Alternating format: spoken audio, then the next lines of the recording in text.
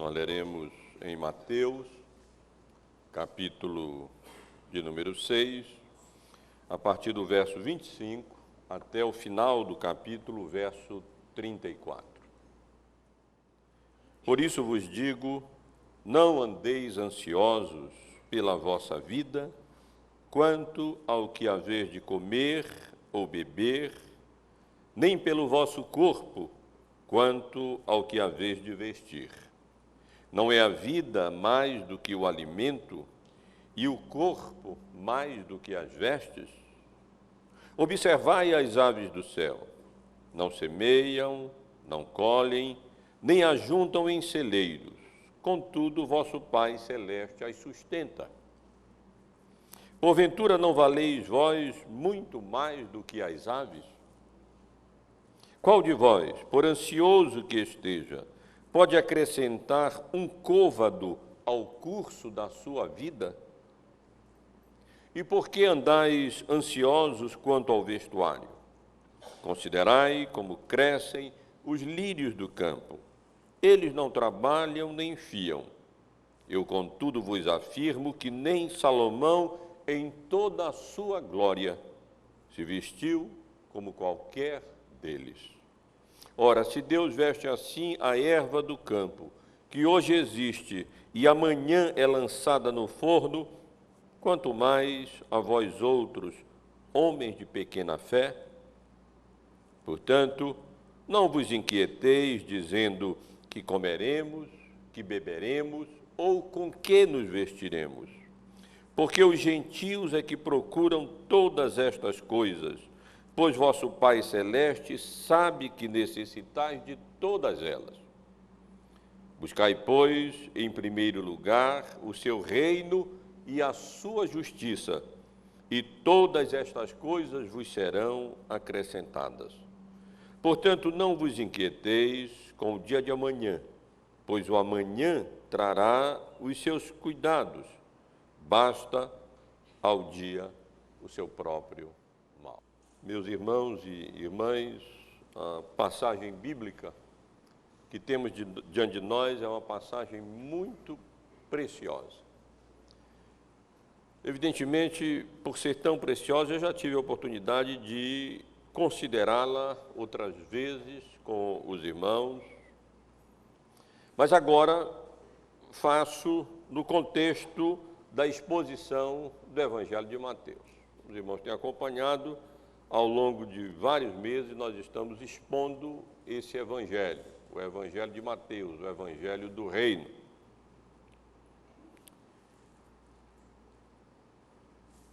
Há um provérbio, no livro de Provérbios, no capítulo 12, no verso de número 25, que diz assim: a ansiedade no coração do homem o abate, mas a boa palavra o alegra.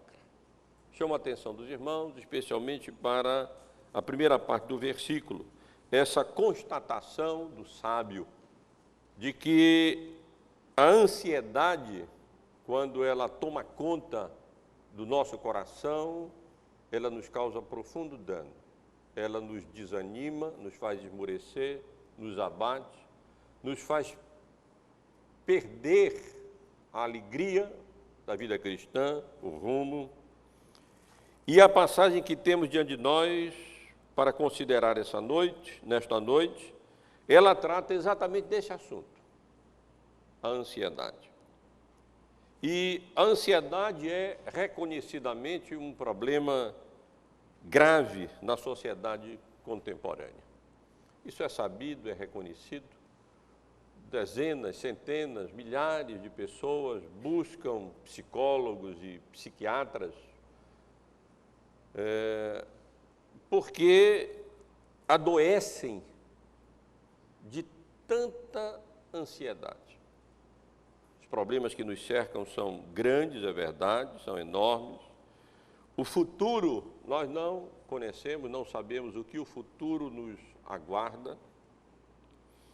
E muitas pessoas ficam profundamente ansiosas diante dessas circunstâncias, diante dessa condição. E, na realidade, o que me admira é que mais pessoas no mundo, especialmente aquelas que não conhecem a Cristo como seu Salvador, que não depositaram em Cristo a sua confiança, não estejam nessa condição de profunda ansiedade, de ansiedade doentia mesmo. Mas o que nos espanta é que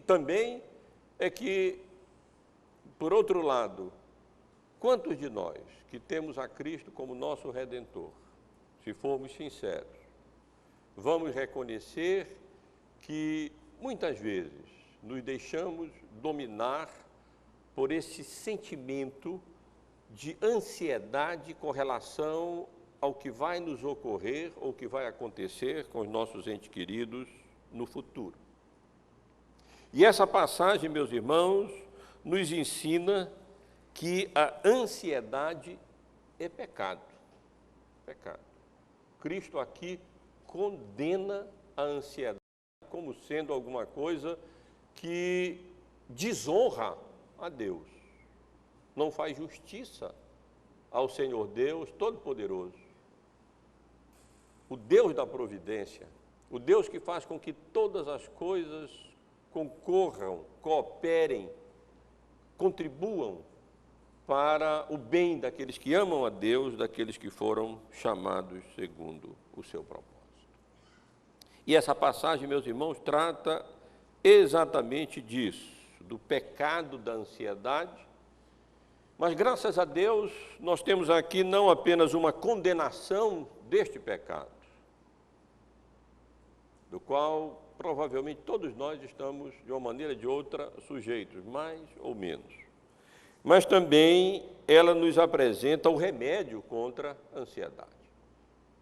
Não um medicamento que um psiquiatra pode nos prescrever, mas um remédio profundo, uma receita profunda espiritual contra esse mal de natureza espiritual. Os irmãos têm acompanhado a nossa exposição no Evangelho de Mateus e conhecem bem o contexto em que a passagem que nós lemos se encontra. Nos versículos 1 até o verso 18 do capítulo 6, o Senhor Jesus admoesta o seu povo contra a falsa piedade, aquela piedade que, na realidade, não é genuína, porque ela não tem Deus como objetivo, agradar a Deus, mas sim impressionar as outras pessoas. Estivemos aqui por algumas semanas considerando essa porção inicial do capítulo 6 do Evangelho de Mateus. Já no capítulo 6, a partir do versículo 19 até ao final do capítulo, o Senhor Jesus admoesta ao seu povo, os cidadãos do reino, contra os perigos do mundo, os perigos do secularismo, os perigos do mundanismo, também perigos que todos nós estamos sujeitos. No domingo passado, consideramos juntos a sessão que o presbítero Célio leu há pouco, que vai do versículo 19 até o verso de número 24, onde Jesus condena o amor ao mundo, dizendo: não acumuleis para vós outros tesouros na terra, onde a traça e a ferrugem corroem, e onde ladrões escavam e roubam, mas ajuntai para vós outros tesouros no céu, onde traça nem ferrugem corrói, e onde ladrões não escavam nem roubam, porque onde está o teu tesouro, aí também estará o teu coração. E no verso 24, ninguém pode servir a dois senhores, porque ou há de aborrecer-se de um e amar ao outro, ou se devotará a um e desprezará ao outro. Não podeis servir a Deus e a riqueza. E na seção que lemos, irmãos, que vamos considerar hoje à noite, no versículo 25 em diante, o Senhor Jesus continua, no certo sentido, a tratar abordar o perigo da ansiedade, o perigo do mundanismo, o perigo do secularismo, o perigo de focalizarmos em demasia a nossa vida, nossos interesses, nossas expectativas neste mundo, ao invés de fazermos isso com relação às coisas lá do alto, onde Cristo vive e está assentado à direita de Deus. Mas agora, ao invés disso, do Senhor Jesus denunciar o amor ao mundo, ele condena a ansiedade, o perigo da ansiedade. Porque a ansiedade está ligada a esse assunto. São ansiosos aqueles que, de uma maneira ou de outra, perdem de vista as realidades espirituais e focalizam em demasia essa vida e, por conseguinte, também os perigos inerentes a esta vida. A conexão aqui está clara, ou seja, por isso vos digo, não andeis ansiosos pela vossa vida. O texto, portanto, condena a ansiedade e nos ensina como vencer a ansiedade. Esse mal que assola tantos, que causa dano a tantas pessoas e que nós, crentes, por nossa própria falta, por nosso próprio erro, também, muitas vezes, tendemos a sucumbir sob os perigos da ansiedade, de uma preocupação demasiada e exagerada por essa vida, e especialmente com relação ao futuro. Então, vamos, irmãos, eu peço que os irmãos mantenham a Bíblia aberta e vamos considerar essa porção tão preciosa da palavra de Deus e vamos fazer isso sobre o tema o pecado da ansiedade e o seu tratamento. Também, se focalizássemos esse texto, especialmente a partir do versículo 33, um verso central nessa passagem bíblica, positivo, poderíamos ter como tema a prioridade do crente, porque essas coisas estão intimamente relacionadas. É quando o crente perde o foco da sua prioridade nessa vida, é que ele se torna ansioso. Por isso, Jesus contrapõe a sua proibição, a sua admoestação contra a ansiedade de maneira positiva, encorajando o seu povo a buscar em primeiro lugar o seu reino e a sua justiça. E todas estas coisas que produzem a ansiedade, que geram a ansiedade, nos serão graciosamente, misericordiosamente acrescentadas por Deus. E, ao considerar essa passagem, eu chamo a atenção dos irmãos, em primeiro lugar, para a advertência que nós encontramos no texto. E, ao considerarmos a advertência de Jesus, a ênfase de Jesus aqui, na sua advertência, aprenderemos mais sobre a natureza da ansiedade. A palavra central, chave, nessa passagem aqui, certamente é a palavra ansiedade, é o verbo não andeis ansiosos. Toda essa expressão, não andeis ansiosos, traduz uma só palavra grega, um verbo só grego. E um verbo que literalmente significa dividir em partes, porque a ansiedade faz exatamente isso. Ela divide, ela distrai. Nós ficamos ansiosos porque nós ficamos divididos. Quando nós começamos a focalizar demasiadamente, exageradamente, a nossa atenção e as nossas preocupações neste mundo e naquilo que nos aguarda aqui nessa vida. A palavra que aqui é utilizada e que significa preocupar-se, quando negativamente usada no sentido de preocupar-se em demasia, ou ter um cuidado exagerado, demasiado, ela não necessariamente é usada em sentido negativo. Às vezes, na Bíblia, ela é utilizada no sentido positivo. Preocupação ou cuidado positivo, com coisas que nós devemos, de fato, colocar no nosso cuidado e zelar e nos preocupar positivamente falando. Ela é usada, por exemplo, na primeira carta de Paulo à igreja de Corinto, no capítulo 7, no versículo 32, com relação a como agradar ao Senhor.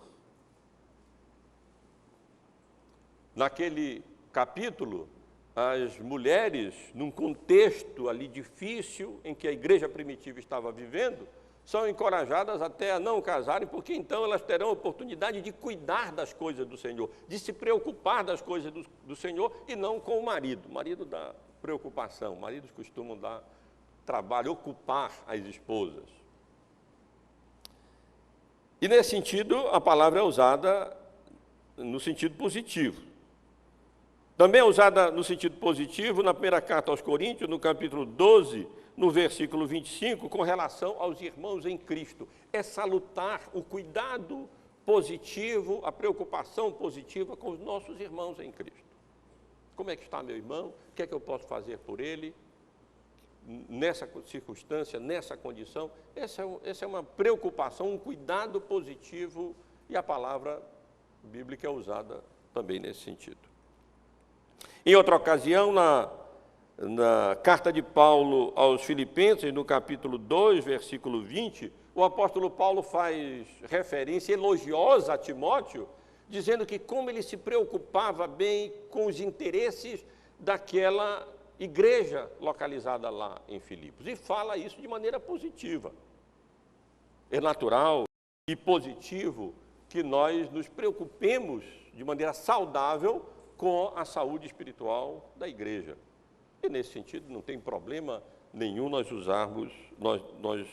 cuidarmos dos interesses e nos preocuparmos positivamente, seja com nossos irmãos em Cristo, seja com a promoção do reino de Deus, seja como agradar ao Senhor, seja com a igreja do Senhor Jesus Cristo.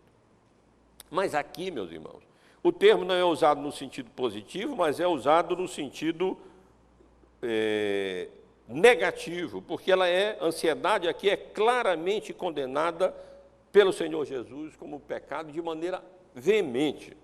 Vejam só, vocês estão com a Bíblia aberta e vejam como várias vezes o Senhor enfatiza e condena aqui, admoesta a igreja, contra os seus discípulos, contra o perigo da ansiedade. No versículo 25 ele diz: por isso vos digo, não andeis ansiosos pela vossa vida, quanto ao que haver de comer ou beber, nem pelo vosso corpo, quanto ao que haver de vestir. No versículo 28, ele enfatiza a sua admoestação, dizendo: e por que andais ansiosos quanto ao vestuário? Considerai como crescem os lírios do campo, eles não trabalham, nem fiam. Eu, contudo, vos afirmo que nem Salomão, em toda a sua glória, se vestiu como qualquer deles. Um pouco adiante, no versículo 31, Jesus pergunta novamente, diz novamente, portanto, não vos inquieteis. Tradução aqui, inquieteis, é da mesma palavra traduzida por ansiosos. Ou seja, não fiqueis ansiosos, não vos inquieteis dizendo que comeremos, que beberemos ou com que nos vestiremos. E no verso 34 também, Jesus diz, portanto, não vos inquieteis, usando o mesmo termo grego, com o dia de amanhã, ou seja, não fiqueis ansiosos com relação ao futuro, pois o amanhã trará os seus cuidados, basta ao dia o seu próprio mal. E há várias outras passagens bíblicas que condenam a ansiedade, e um bom exemplo disso é a ansiedade de Marta. O exemplo é bem conhecido de todos nós. Ele encontra-se em Lucas, no capítulo 10, no versículo 41. Diz o texto que Jesus havia se hospedado na casa de uma mulher chamada Marta. E que Marta tinha uma irmã, Maria. E Maria não desgrudava do pé de Jesus, ali aproveitando, bebendo do seu ensino, das suas orientações, das suas instruções. Enquanto que Marta, diz o texto, agitava-se de um lado para o outro, ocupada em muitos serviços, e que então se aproximou de Jesus e disse: Senhor, não te importa de que a minha irmã tenha deixado que eu fique a servir sozinha? Ordena-lhe, pois, que venha ajudar-me.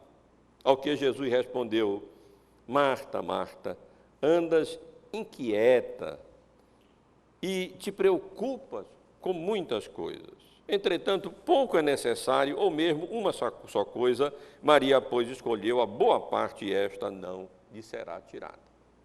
Jesus aqui condena, não as atividades normais de Marta, mas ele condena o fato de que Marta estava ansiosa. E aqui Jesus usa a mesma palavra que aparece lá em Mateus, quando diz: andas inquietas, anda ansiosa. Marta estava ansiosa demais, preocupada demais ali em receber Jesus, e tão preocupada nesses aspectos materiais e físicos que estava deixando de aproveitar o mais importante, o mais precioso que ela poderia aproveitar, que eram os ensinamentos do Senhor Jesus Cristo.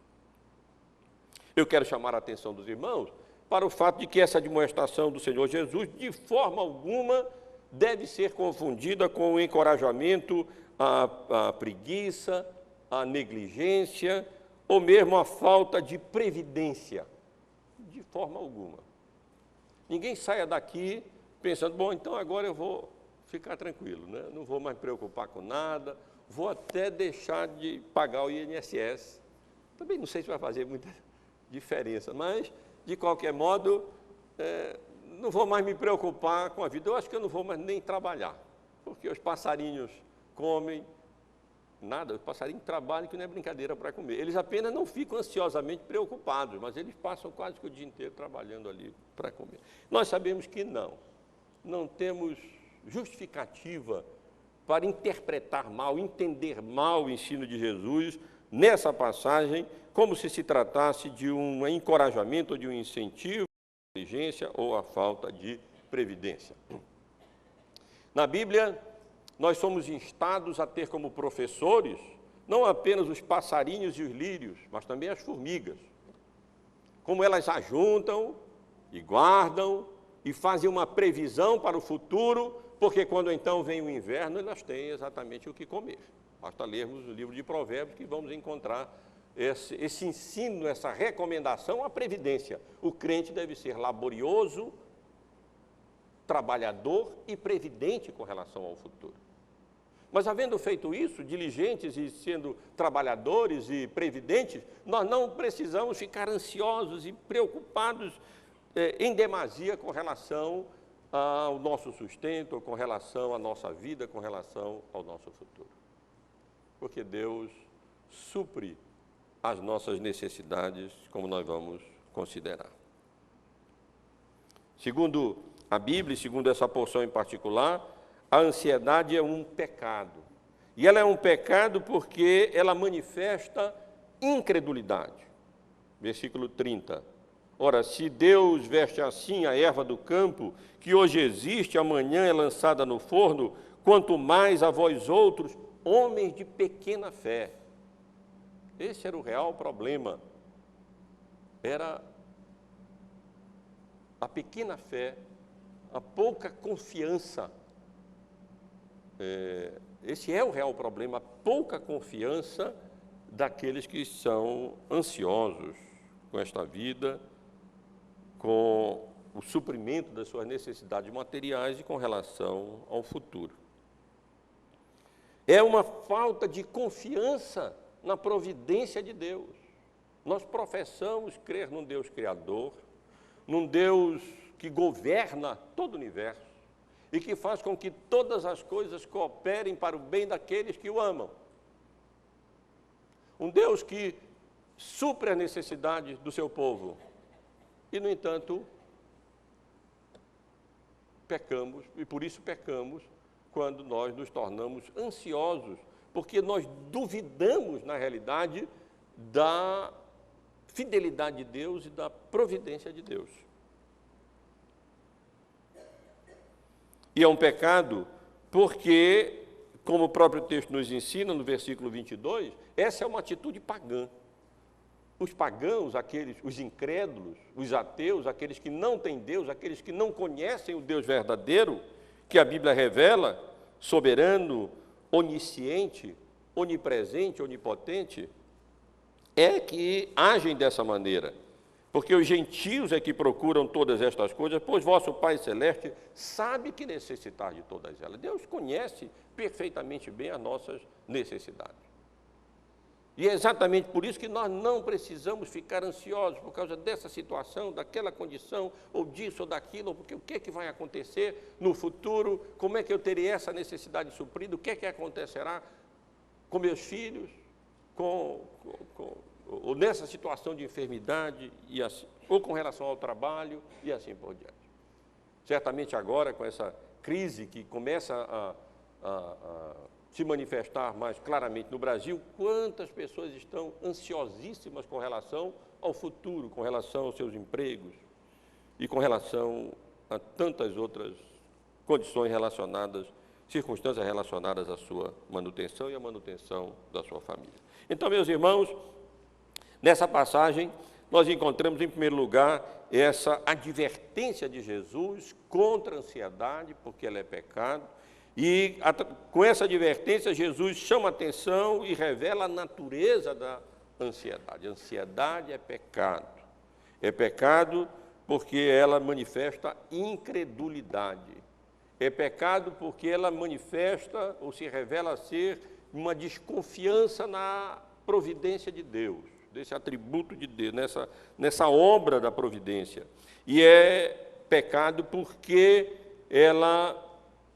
essa é uma atitude característica dos gentios, daqueles que não conhecem o Deus, como a Bíblia revela, como Deus gracioso, misericordioso, onipotente, Ele tem poder para fazer todas as coisas, onisciente, Ele sabe tudo que nós precisamos, e um Deus gracioso e amoroso é o nosso Pai, e quer certamente o bem, o nosso próprio bem, e, portanto,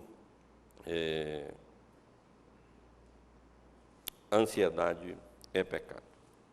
Mas o texto contém não apenas essa advertência enfatizada e repetida de Jesus contra a ansiedade, deixando claro que a ansiedade é pecado, por essas razões que eu mencionei, mas também, graciosamente, Jesus nos oferece argumentos para não nos deixarmos dominar pela ansiedade. Podemos dizer que nós temos aqui a receita de Jesus contra a ansiedade. Quando nós vamos ao médico, ele normalmente prescreve uma receita, uma relação lá de vários medicamentos que a gente precisa tomar, e a gente não entende nada, né, do que está escrito, no máximo 1, 2, 3, quando dá para entender, né, às vezes. E então o médico prescreve ali o medicamento para o tratamento da nossa enfermidade.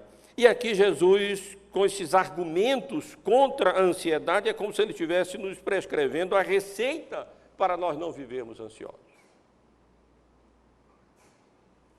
Anote a receita aí.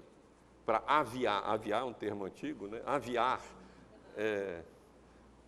não na farmácia, mas em casa, lendo a Bíblia, orando, e então tratar desse pecado, na realidade, que assola a nossa sociedade contemporânea.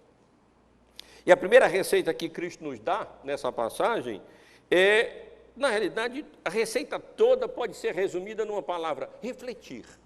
O crente reflete, o crente é um pensador, é um filósofo no melhor sentido da palavra. Ele não simplesmente se deixa arrastar pela vida, pela correnteza deste mundo. Ele para e ele pensa, e ele reflete, e ele observa tanto a criação como reflete sobre as realidades espirituais, e aí, na realidade, está o seu remédio. E o primeiro remédio é refletir sobre Deus como sendo Deus criador. No texto há um argumento no sentido de que Deus nos tem dado o maior, o mais difícil, o mais precioso, o mais valioso, e Ele, portanto, não nos daria também o menor, que é necessário para a nossa manutenção? Olha o que diz o versículo 20, não é mais ou menos isso? Por isso vos digo, não andeis ansiosos pela vossa vida, quanto ao que haveis de comer ou beber, nem pelo vosso corpo, quanto ao que haveis de vestir. Aí ele argumenta, não é a vida mais do que o alimento e o corpo mais do que as vestes. Ora, é como se Jesus estivesse dizendo, Deus tem dado o corpo, a vida. Ele soprou nas nossas narinas quando formou Adão, nos criou, como temos estudado pelas manhãs de domingo, a sua imagem e semelhança. Ele nos deu a vida. Ele não vai dar o sustento da vida. Ele nos deu o corpo, ele nos formou graciosamente com as suas próprias mãos. Diferentemente do restante da criação, Deus nos modelou e nos formou Ele mesmo. E Ele não nos dará as vestes necessárias para a saúde e o conforto desse corpo? É claro que Ele nos dará. É um raciocínio lógico. E o crente, ele é filósofo nesse sentido. Ele raciocina, ora, Deus me deu o principal, a vida. Me deu o corpo, e agora Ele não vai me dar o alimento para a manutenção da vida e as vestes para a preservação do corpo? É claro que Ele vai dar. É o argumento que reflete em Deus como Criador. Mas ainda, Jesus nos deu um outro argumento, nos prescreveu um outro medicamento, quando Ele disse, observai as aves do céu e considerai como crescem os lírios do campo. Em outras palavras, ele diz, reflitam não apenas que Deus é o Criador, mas que Ele é o provedor. Ele supre as necessidades dos passarinhos do céu. Ele alimenta as aves do céu. São milhares. Elas não têm maiores propósitos. E, no entanto, Deus as sustenta. Olhem os lírios do campo, olhem as plantas, observem as plantas. Elas não semeiam, elas não colhem, entretanto, Deus as veste de uma maneira tão bonita, preciosa, melhor do que qualquer roupa de qualquer grife cara, melhor do que qualquer veste daquelas deslumbrantes lá do rei Salomão. E é verdade, aqueles que apreciam as flores sabem disso. Eu gosto muito de flores, de planta, de jardim, não cuido mais de jardim porque a minha coluna não deixa. Mas em casa não tem mais um canto onde eu possa plantar, porque não tem. Tenho lírios brancos, tenho lírios, há pouco tempo eu ganhei, até de cor salmão, e aqueles que apreciam as flores e olham, dizem, que coisa bonita. E a gente não cansa praticamente de olhar uma flor bonita. Seja um lírio, uma orquídea, uma bromélia, e tantas flores e tantas plantas que existem, mas elas não plantam, elas não colhem, elas não ajuntam em celeiros, e Deus faz isso, Ele provê para a sua criação bruta, e Ele não vai prover, esse é o argumento, para nós que fomos criados à imagem e semelhança de Deus. Ele provê para os milhares de passarinhos que caem e que morrem, não têm maiores propósitos, provê para as flores, a erva do campo, que na época eram colhidas, ali naquela região não tinha muita madeira, e então eram secadas e colocadas no forno para aquecer e fazer pão. E Deus não vai suprir as nossas necessidades, nós que fomos criados à imagem e semelhança de Deus?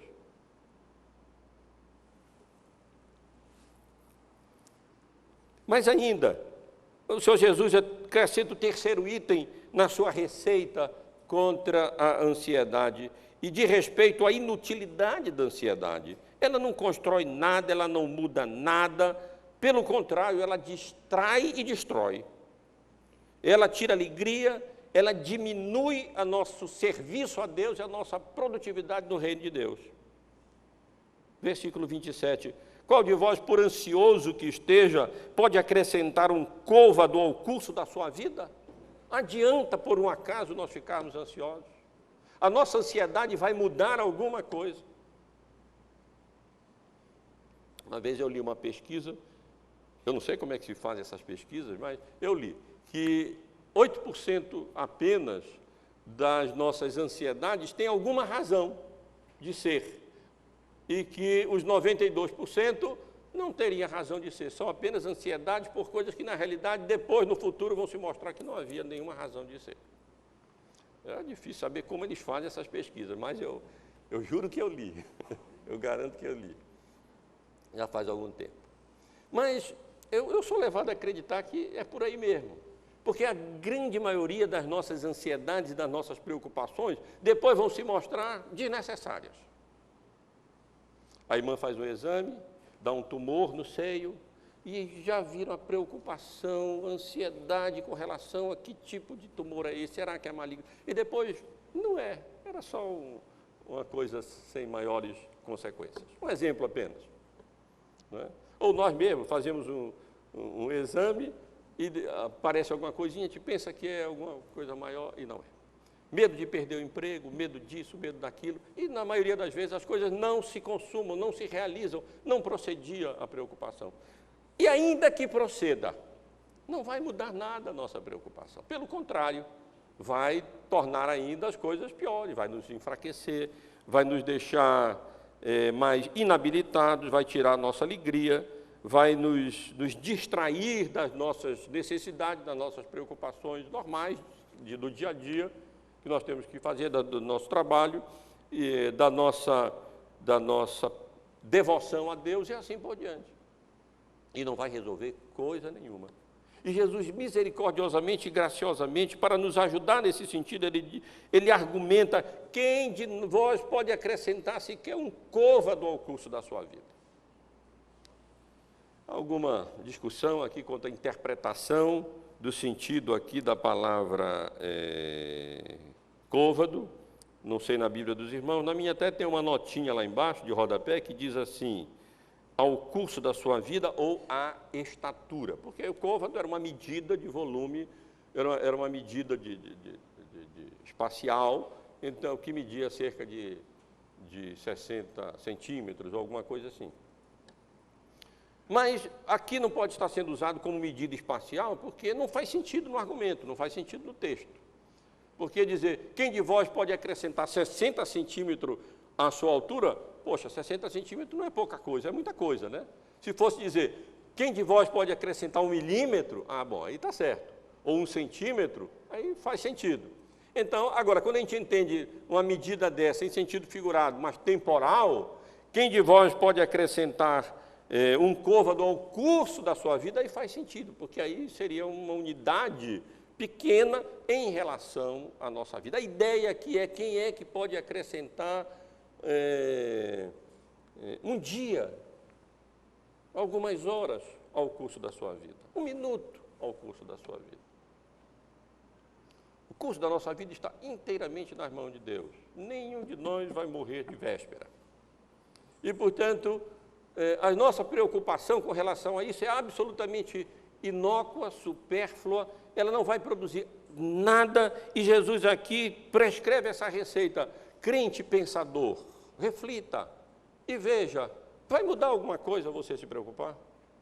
Vai adiantar qualquer coisa você ficar ansioso e preocupado, sofrendo com relação à expectativa do que vai acontecer no futuro? O quarto item da receita de Cristo é a nossa reflexão com relação ao fato de que são os gentios, como eu já mencionei, que procuram essas coisas, que buscam essas coisas. E procuram aqui é um termo enfático, ele é precedido de uma preposição mesmo que utilizada para dar ênfase. Ficam ansiosos, ficam preocupados, ficam interessados apenas nas coisas desta vida, o que eu vou comer, o que eu vou beber, ou providenciar para o meu vestuário, ou providenciar para o alimento, e quanto mais com relação às coisas supérfluas desta vida. Essa é uma atitude pagã. E Jesus nos faz pensar e refletir. Quando você se torna ansioso por esta vida, você está agindo de forma semelhante àquela que agem aqueles que não têm a Cristo como Salvador. Aqueles que não foram regenerados, aqueles que jamais colocaram o seu foco, a sua preocupação nas coisas do alto onde Cristo vive, mas está focalizado apenas aqui. Você está manifestando que não crê num Deus soberano, que não crê num Deus gracioso, bondoso, amoroso, misericordioso e que faz todas as coisas consoante o conselho da sua boa, santa e agradável e perfeita vontade.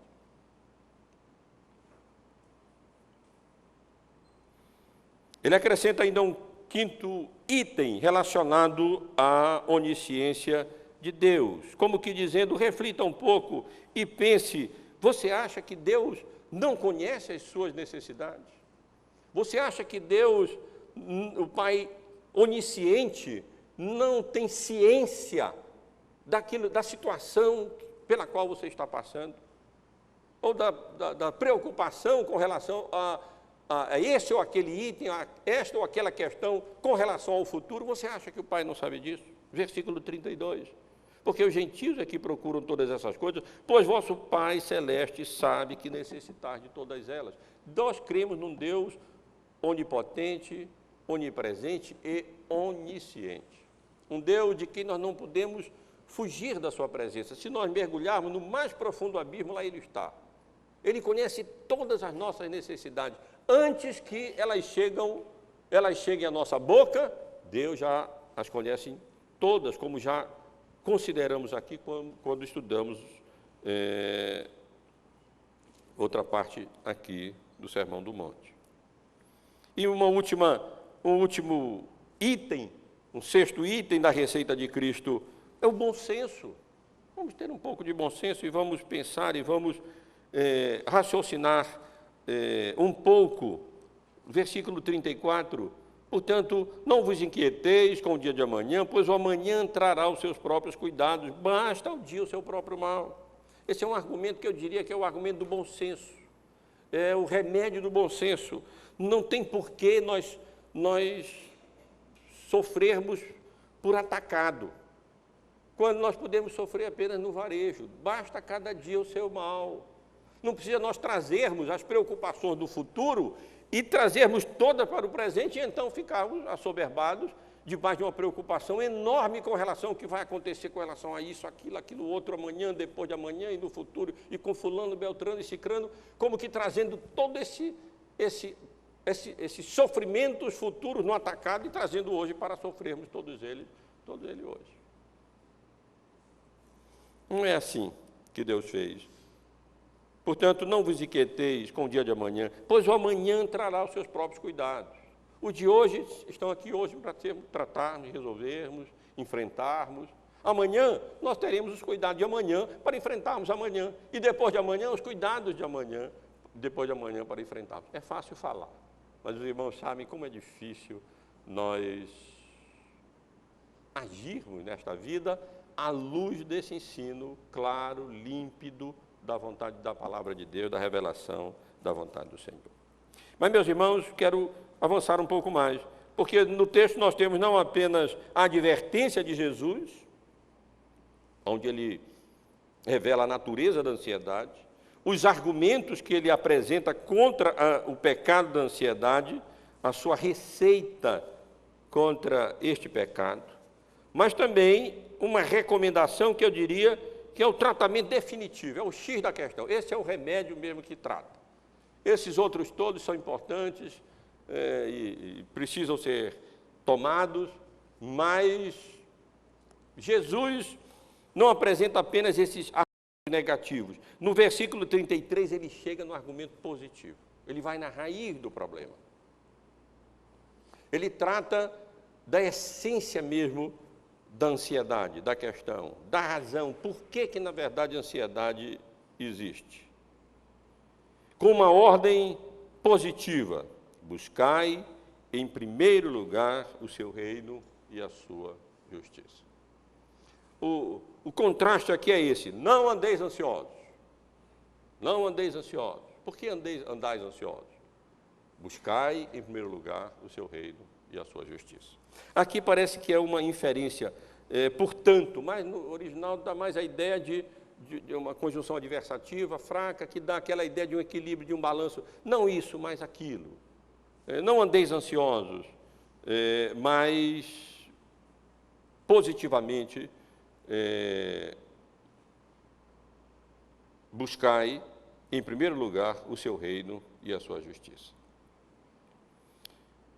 E chamo a atenção dos irmãos para o fato de que o verbo, aqui traduzido como buscai, na língua original, encontra-se num tempo verbal que dá a ideia de uma ordem contínua, de uma ação contínua. Não é apenas buscar o reino de Deus ocasionalmente ou circunstancialmente, ou quem sabe apenas dominicalmente.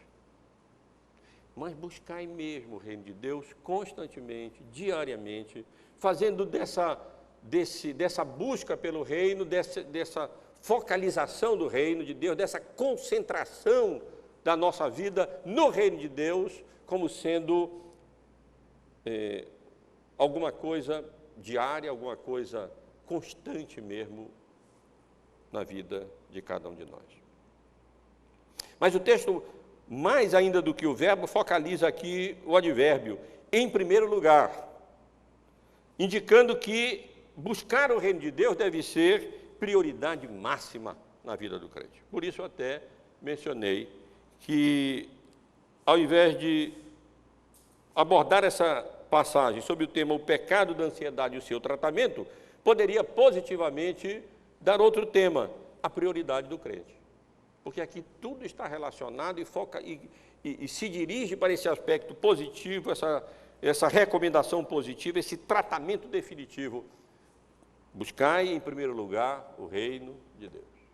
Colocai em primeiro lugar não as preocupações com o alimento, não as preocupações com as vestes, não as preocupações com a nossa vida futura, não as preocupações com a casa, não as preocupações com o carro, não as preocupações com o emprego, com enfermidade, com isso, com aquilo, mas, em primeiro lugar, o reino de Deus. E aqui está, meus irmãos, a chave. Aqui está o remédio mesmo que vai na raiz da enfermidade, do problema, e que, de fato, resolve o problema. É colocar, em primeiro lugar, o reino de Deus e a sua justiça. Duas coisas aqui, o reino de Deus e a sua justiça. O reino de Deus busca colocar em primeiro lugar todas as coisas que estão relacionadas à promoção do reino de Deus neste mundo. Nós como crentes fomos colocados nessa vida aqui para isso, para focalizarmos exatamente a promoção do reino de Deus no mundo. Essa é a agenda da igreja, nós sabemos. A igreja é coluna e baluarte da verdade. Nossa função é preservar a verdade, nossa função é viver a verdade, nossa função é anunciar a verdade, proclamar a verdade. E, portanto, a nossa função está relacionada à promoção do reino de Deus no mundo. Pobre, muito pobre é o crente que entende seu trabalho, a sua vocação, apenas como sendo um meio para ganhar a vida, ou apenas como sendo um meio de realização pessoal. Vai se frustrar, vai ser uma pessoa frustrada na vida, porque isso jamais realizará mesmo o seu coração, porque esse não é o nosso papel, essa não é a nossa função, esse não é o nosso objetivo. É claro que nós temos que ganhar a vida. E também não tem problema nenhum em nós nos realizarmos nas nossas vocações, mas tudo tem que ser feito com relação à promoção do reino de Deus no mundo. É viver a luz da eternidade que Deus colocou no coração do homem.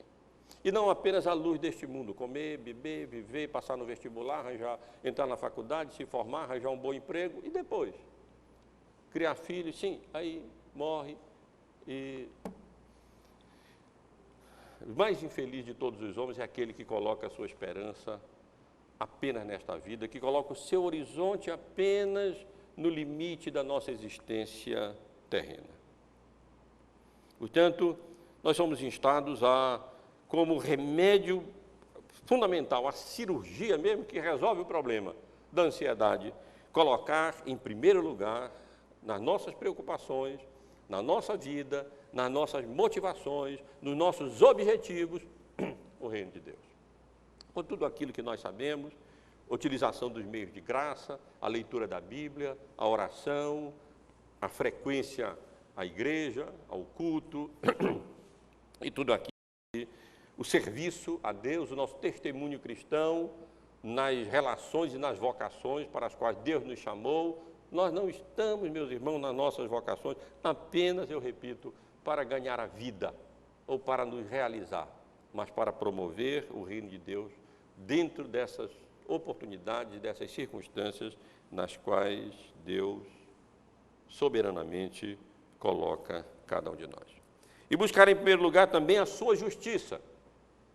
Sabemos que o termo justiça na Bíblia é usado basicamente, especialmente com esses dois sentidos. Sentido de justiça imputada e sentido de justiça comunicada. Mas a justiça é a justiça de Deus. É a sua justiça que nós buscamos. A justiça de Cristo, que veio a esse mundo e viveu a sua vida íntegra e reta, e devemos buscar a justiça de Cristo também nesse sentido imputado, ou seja, quem não tem salvação ainda, quem não se confiou a Cristo como seu Salvador, ao invés de estar tão preocupado com comida e bebida, que busque a justiça de Cristo, que Ele pode imputá-la a você, considerá-la como se fosse sua pela fé, mediante a fé. E então você será redimido dos seus pecados, será feito novas criaturas, e Deus suprirá as suas necessidades na justa medida daquilo que Ele sabe que será bom para a sua alma.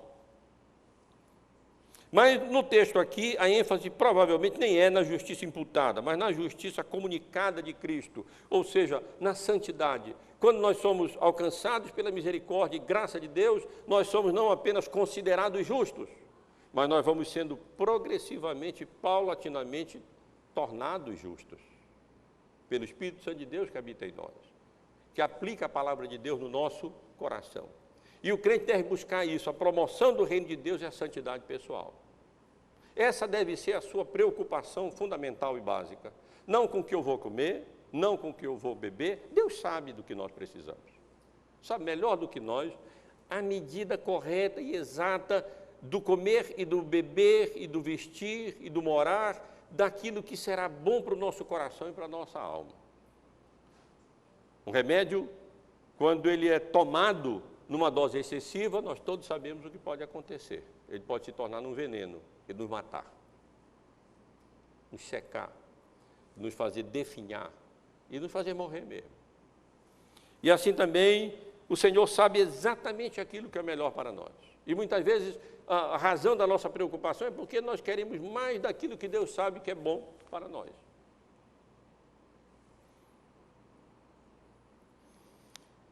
E a recomendação especial, o tratamento especial é esse: ao invés de centralizarmos a nossa vida nas coisas desse mundo que são passageiras, nesses tesouros que ladrões escavam, que roubam, que a traça e a ferrugem corroem, colocarmos o nosso tesouro nos céus, porque onde estiver o nosso tesouro, aí também estará o nosso coração. Se o nosso tesouro estiver aqui, as nossas preocupações também estarão aqui. Se o nosso tesouro estiver no reino de Deus, aí as nossas preocupações sadias estarão no reino dos céus, estarão no reino de Deus. E na sua justiça, isto é, de uma vida justa, santa, em procurarmos imitar a santidade de Deus, sereis santos, porque eu sou santo, e crescermos nesse sentido, esse deve ser o foco, é aí que nós devemos centralizar as nossas preocupações, e aí elas não serão essas preocupações nocivas para nós. Jesus jamais condenará o empenho, o cuidado e a preocupação com o reino de Deus e com a nossa santidade, mas com o comer e o beber e o vestir, com isso sim. Mas, irmãos, finalmente, além da advertência que encontramos aqui de natureza negativa, contra a ansiedade, além dos argumentos da receita que o Senhor Jesus nos dá contra a ansiedade, e dessa recomendação positiva, que é o essencial e o básico nesse tratamento da ansiedade, o Senhor Jesus fala também aqui da recompensa ou da consequência, uma promessa que Ele nos dá, se nós colocarmos em primeiro lugar o reino de Deus e a sua justiça. Segunda parte do verso 14, porque, portanto, não vos inquieteis com o dia de amanhã, pois o amanhã trará os seus cuidados, basta ao dia o seu próprio mal. E no versículo 33 especialmente, buscai, pois, em primeiro lugar o seu reino e a sua justiça, e todas estas coisas vos serão acrescentadas. Essa é a promessa essencial, fundamental que nós temos aqui. Essa é a recompensa que nós temos aqui. Esse é o resultado de levarmos a prescrição de Cristo a sério. E, particularmente, a sua recomendação no sentido de buscar, em primeiro lugar, o reino de Deus. Isto é, todas estas coisas vos serão acrescentadas. Que coisas? Ora, todas essas coisas acerca das quais ele vinha falando. Isto é, essas coisas que constituem-se no propósito e na preocupação dos gentios, daqueles que não são crentes. Comida, bebida, vestuários, emprego, isso, aquilo outro, mesmo que se constituem em necessidades legítimas, elas não devem ser o foco, a preocupação básica e fundamental da nossa vida, mas sim o reino de Deus. E se nós buscarmos o reino de Deus em primeiro lugar, a promessa é que Deus nos dará essas coisas todas, que tiram o sono de tantas pessoas, com relação ao suprimento das suas necessidades fundamentais, básicas ou supérfluas, ou com relação ao futuro. Os mais jovens não se preocupam tanto com relação ao futuro, mas quando nós passamos dos 30, 40, e a gente começa a lembrar do INSS no Brasil, e das enfermidades que vão surgindo, se nós não buscarmos em primeiro lugar o reino de Deus, e não formos lembrados de que Ele faz com que todas as coisas cooperem para o nosso bem, então nós poderemos ser tomados pela ansiedade. Mas Deus sabe do que nós precisamos. Ele conhece exatamente tudo aquilo que será bom para nós. Mas eu chamo mais uma vez a atenção dos irmãos, na justa medida Ele nos dará. A promessa aqui, no sentido de que buscai o reino de Deus e todas as coisas vos serão acrescentadas, todas estas coisas na justa medida, ou seja, naquilo que Deus sabe que é bom para nós. Naquilo que Deus sabe que nas circunstâncias em que nós vivemos, com o caráter que nós temos e com o propósito que Deus tem para cada um de nós. Isso é bom e aquilo não é bom. Ou então, vou até aqui, né? Porque além disso não será bom. Nós pais sabemos disso com relação aos nossos filhos. Às vezes nós podemos até dar mais alguma coisa, mas não, até aqui está bom. Além disso não vai fazer bem. O remédio torna-se em veneno. E nós não sabemos às vezes. E anelamos, e desejamos, e buscamos, e queremos, e trabalhamos, e desperdiçamos a vida em ansiedades e preocupações, e tendemos até a adoecer mesmo, porque nós queremos o veneno às vezes. E Deus sabe que se passar dali é veneno, ou se for nessa direção que nós queremos tanto, isso não será bom para o nosso coração e a nossa alma. Ele é onisciente, Ele conhece tudo, Ele sabe tudo.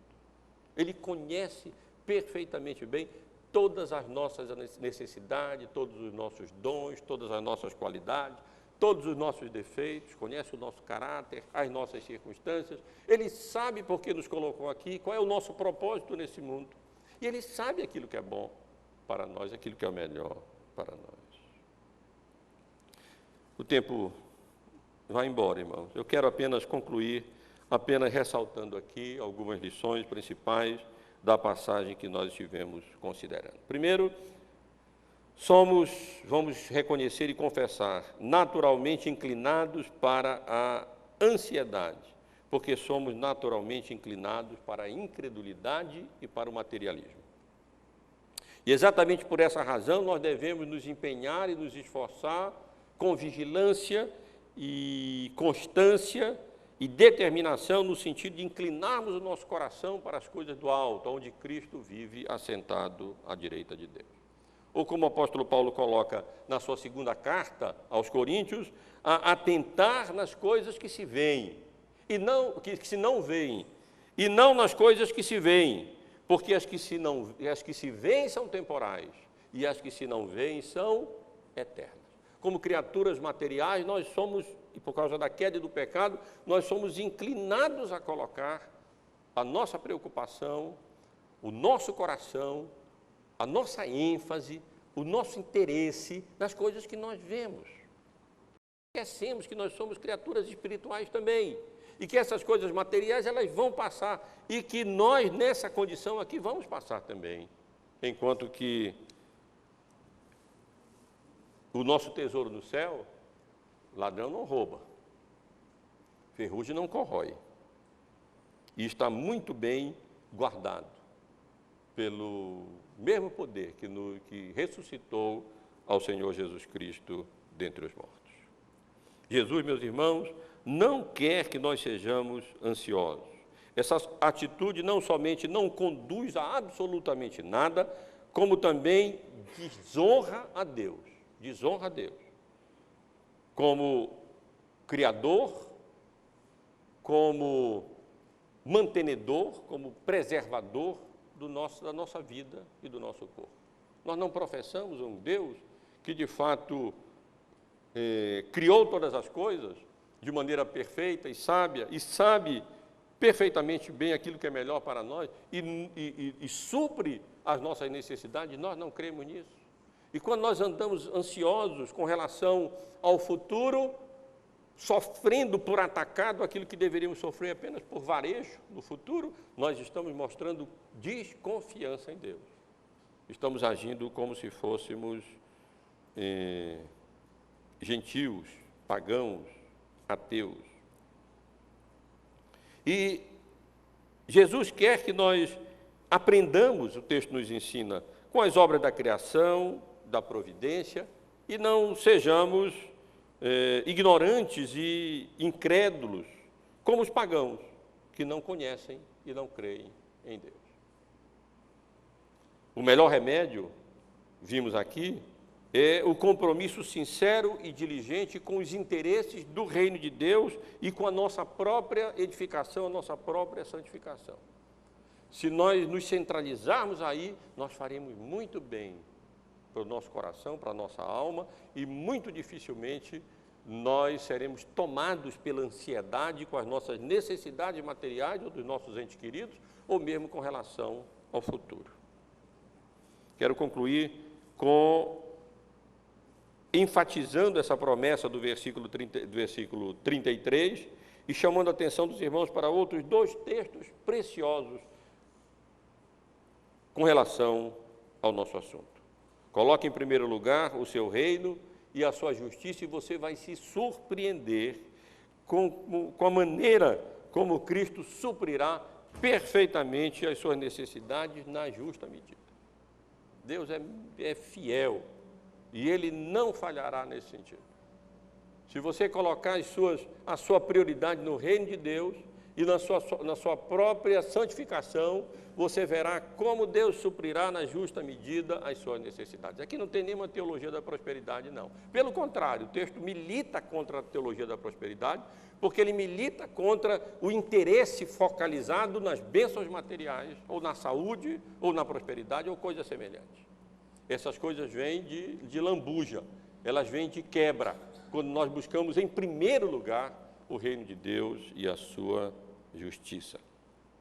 Mas quero, como eu disse, finalizar, meus irmãos, lendo apenas com os irmãos duas passagens preciosíssimas relacionadas ao nosso assunto. Filipenses, capítulo 4, versículos 6 e 7.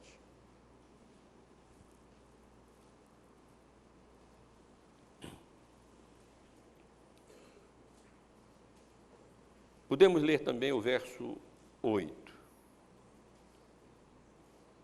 Filipenses 4, 6. Não andeis ansiosos de coisa alguma, mesma palavra. Em tudo, porém, sejam conhecidas diante de Deus as vossas petições pela oração e pela súplica com ações de graça. E eis a promessa, e a paz de Deus, que excede todo o entendimento, guardará o vosso coração e a vossa mente em Cristo Jesus. Finalmente, irmãos, tudo que é verdadeiro, tudo que é respeitável, tudo que é justo, tudo que é puro, tudo que é amável, tudo que é de boa fama, se alguma virtude há e se algum louvor existe, seja isso o que ocupe o vosso pensamento.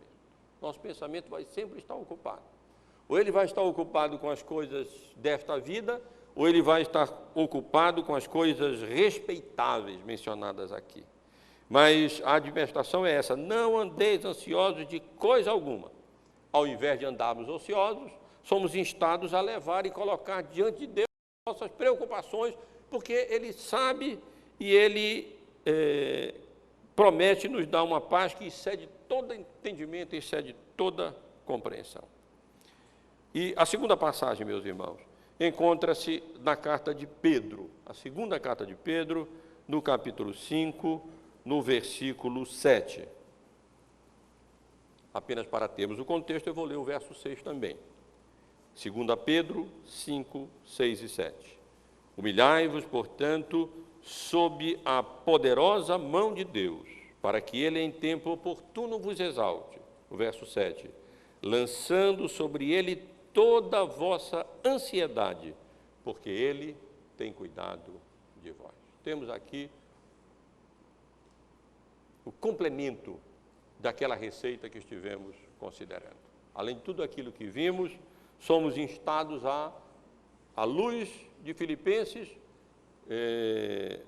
ao invés de sermos ansiosos, colocarmos diante de Deus as nossas súplicas, em termos de súplicas, nossas preocupações.